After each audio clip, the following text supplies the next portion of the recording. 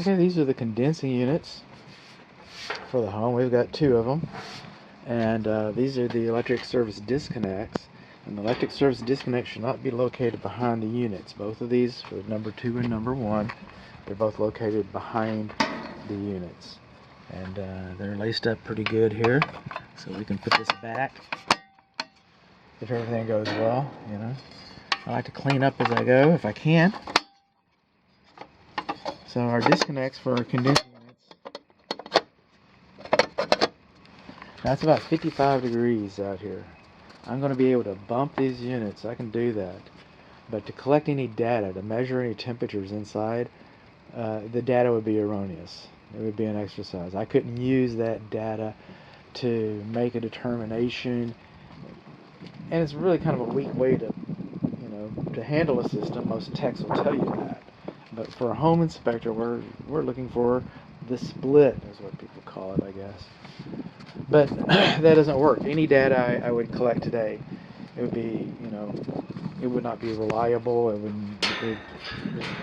just going to be able to turn them on to see if they come on. I mean, I wish I could do more, but we can't control the weather. This is an interesting lesson here, okay? This is number 1 and number 2. Now, number 1 is the larger condensing unit, right?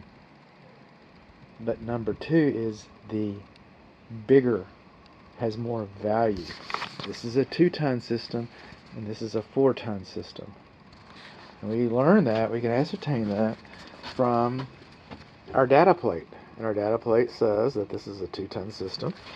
And our data plate also says that this is a 4-ton system. Well, let's question myself, because I do that quite often. This takes a 40 amp breaker, and this one takes a 20 amp breaker. So that reaffirms. Now, for more energy efficiency, because it's only a 2-ton system, you have more coils. I mean, you're letting the coils do the work. And these are conventional systems. These are not heat pump systems. Okay, our refrigerant piping is properly insulated. We have the right Schrader valve cap covers. Look that up in the dictionary. And again, our data plates. I got still images of the data plates that are being baked into your report. So the only thing that I can really tell is whether it's working or not, whether they respond to the thermostat or not.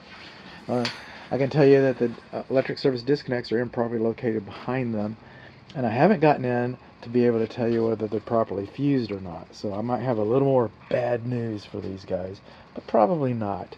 But there's an opportunity to comment on them further, and you would have seen that 2 videos prior to this one.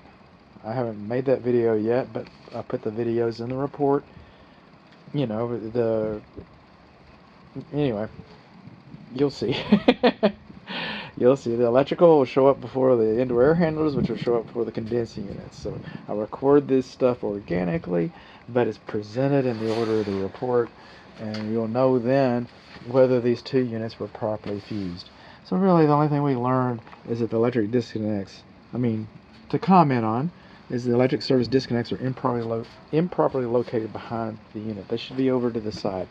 This is the electric service receptacle outlet, so the technician could run a heat pump or, a vacuum pump or maybe an electric welder, I don't know. But anyway, you got an electric screwdriver, I don't know, but you're supposed to have, and you do have, a service receptacle out here, and it is GFCI protected because I did trip it.